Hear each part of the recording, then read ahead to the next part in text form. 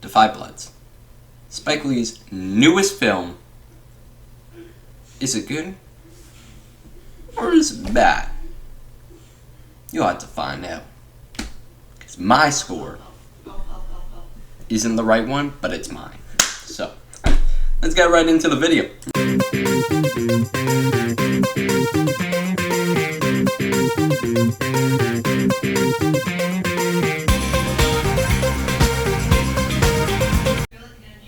Alright, Da 5 Bloods.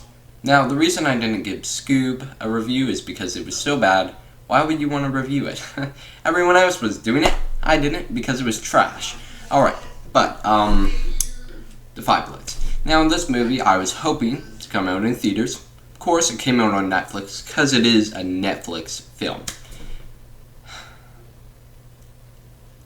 Would I still want it to be in theaters? I wouldn't mind going to see this movie in theaters, but, you know, it's still good on Netflix. 2-hour and 30-minute movie. It's long. But I don't want to stay here talking about, like, everything messed up. So, let's get right into the good about this movie.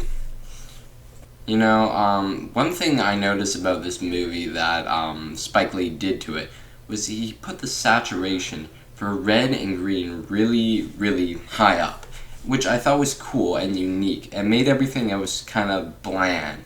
So if you could tell me what red and green kind of symbolizes, I would like to know that. Leave in the comments if anyone actually watches this video.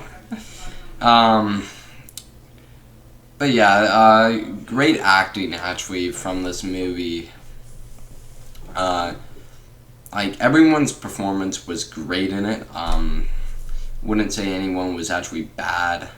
And there was actually this one scene in the whole movie that makes it go up, like, probably 40%. It was this one scene where the dude, well, David, I'm going to name him David, put his foot on a landmine. And it didn't explode, it was just leaking out gas, right? Or it's air and making a noise. And he was really scared. He didn't want to move or else, right, it would blow up. And, you know, it's a good father-son moment because the father wasn't really caring for him. But, you know, in this movie you learn that he always cares for him. It just, he has a funny way of showing it, right? Right.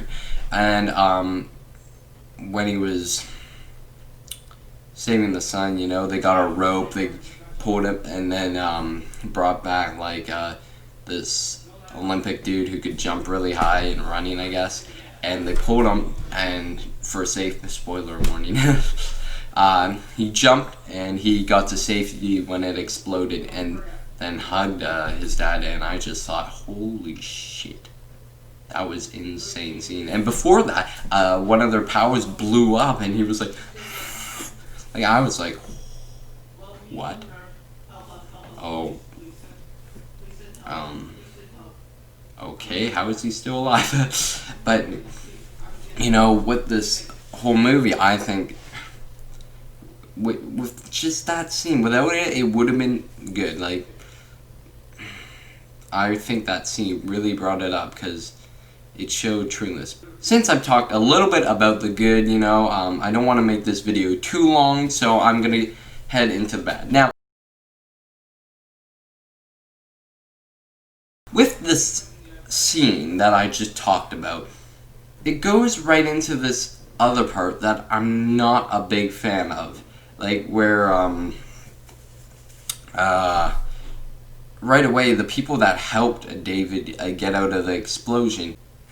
Yeah, so, when that happened, the dad tied them up when they helped him out. It was just crazy, and then they, took them away, and I thought they were just gonna tie them to a tree, so I'm like, oh my god, are you kidding me? They just helped you.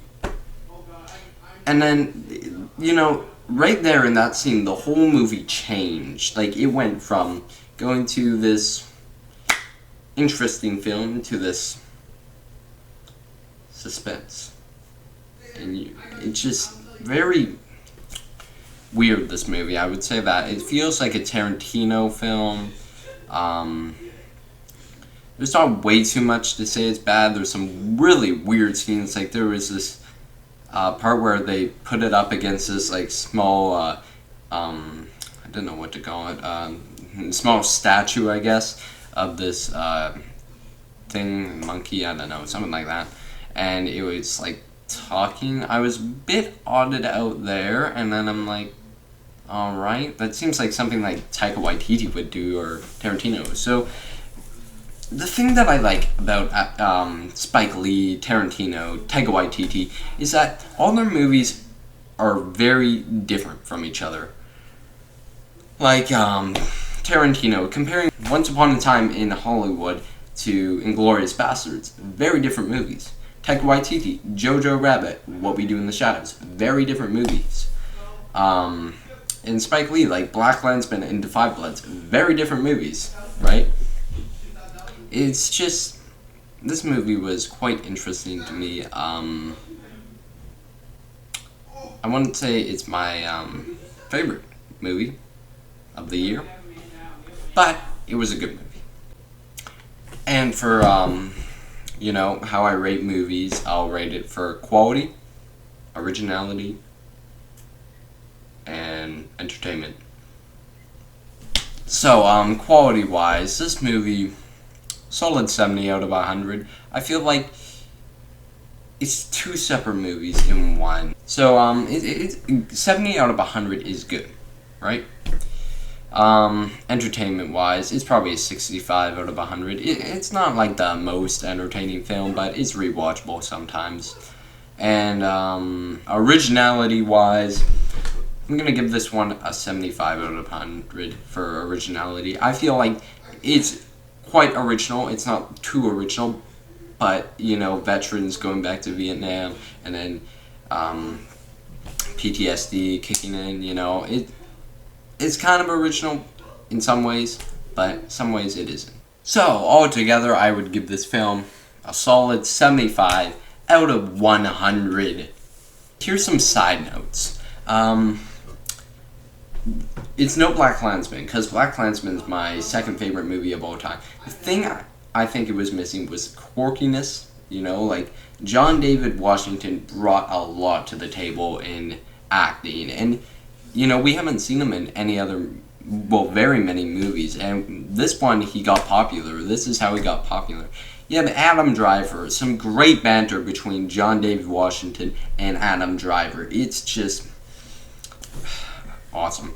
And I think one thing that this movie didn't have was amazing original score. I liked the part where Spike Lee put Flight of the Valkyries. Love that.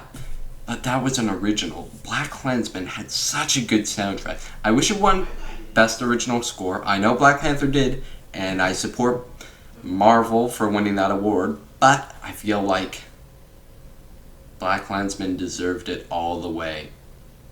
It just, that's why I love the movie so much, the original score. But Da 5 Bloods did not have that, and I'm happy it was different from Black Klansman, but it was missing a lot that I loved about Black Klansman. It's like two sequels, it feels like that. Well, thanks for watching. Please subscribe and leave a like. This has been my reviewing of Da 5 Bloods.